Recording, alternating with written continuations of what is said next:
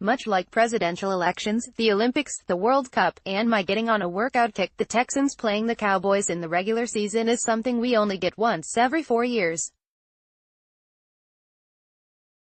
That end, for just the third time in the history of both franchises, the Texans will host the Cowboys at NRG Stadium. I don't know if the scarcity of the matchup is good or bad, as it certainly amps up the juice for Sunday's game, but seeing the two teams play each season would add some spice to the schedule, for sure. Regardless, we in the media tried our best to pull something from the Texans players this week that would feed a war for the Texas supremacy narrative. To the players' credit, they really weren't having any of it.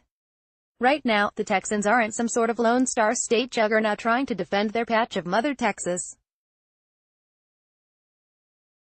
They're just a 1-3 football team trying to get their second win of the year, opponent be damned. The Texans came into this season with high hopes of competing for an AFC title, and now, according to Bovada, the Texans are a 500 shot, risk $100 to win $500 just to make the playoffs. So, yes, they have work to do, and it starts with beating the Cowboys this Sunday night in prime time, on NBC on TV and Sports Radio 610 on the radio. Tune into the pre-game and post-game for more of, well, me. Let's quick look at 4 things to watch for. Point 4.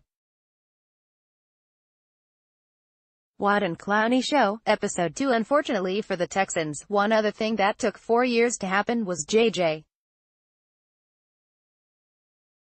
Watt and Jadeveon Clowney being dominant in the same game, something we were promised with far more regular frequency when Clowney was drafted in 2014.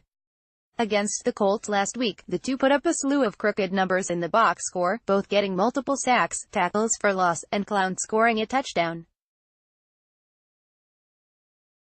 As a result, Clowney was named AFC Defensive Player of the Week and Watt was named AFC Defensive Player of the Month.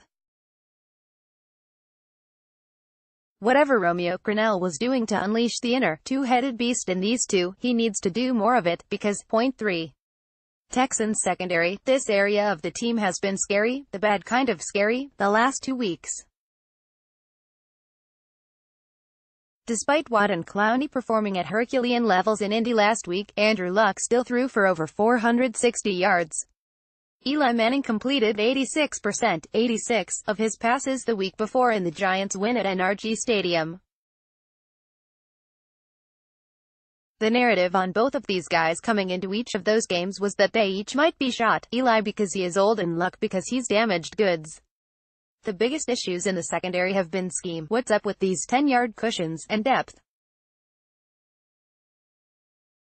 Kevin Johnson and Aaron Colvin weren't playing all that well to begin with, but now both are out long-term and your corners are Jonathan Joseph, 87 years old, and 2 guys who weren't even on the team in Week 1 in Sherry's Wright and Kayvon Webster, who both have awesome cornerback names that sound like my son made them up on Madden, but they might not be able to cover anybody.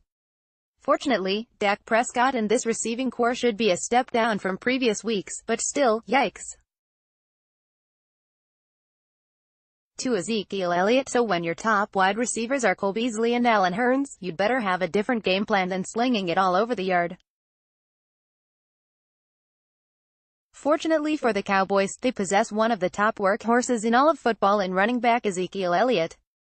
Last week, against the Lions, Elliott was basically the entire offense, with 29 touches for 240 yards. They basically just said, screw it, we are paying this guy, so let's ride him into the ground. Fortunately for the Texans, if the Cowboys go that route, it plays to the Texans' strengths. Right now, their defense is second in rushing DVOA, so if the Texans can contain Elliott, that will put the onus on Prescott and the Cowboys' shoddy passing game to move the ball, which is problematic for Dallas because Prescott ain't no Deshaun Watson. Speaking of which, point 1. Spread him out. Last week against the Colts, the Texans apparently went back to using the playbook that generated so well over 30 points per game last season. You know, the one with all the run-pass options, designed runs for Watson, and rampant pre-snap motion in the backfield. You know, the playbook that works. It's no coincidence that the Texans finally started scoring in the red zone and goal-to-go situations in a game where they completely unleashed Watson. Bill, let's do more of that. With the addition of rookie WR Kiki Kuti into the mix, this offense now has three dynamic pass catchers that should help Watson overcome the shaky offensive line in front of him, as long as O'Brien keeps spreading things out and allowing Watson to operate outside the picket and operate in the QB running game, which are both far less risky propositions than having him stand back there in the pocket and try to be Tom Brady, especially against this Dallas pass rush, which is one of the team's strengths. Spread, Texans -3 prediction, Texans 27, Cowboys 20 record, 1-3 Sioux, 1-3 Ats. Listen to Sean Pendergast on Sports Radio 610 from 2 to 6 p.m. weekdays. Also, follow him on Twitter at http://twitter.com/SeanPendergast and like him on Facebook at https://www.facebook.com/SeanPendergast.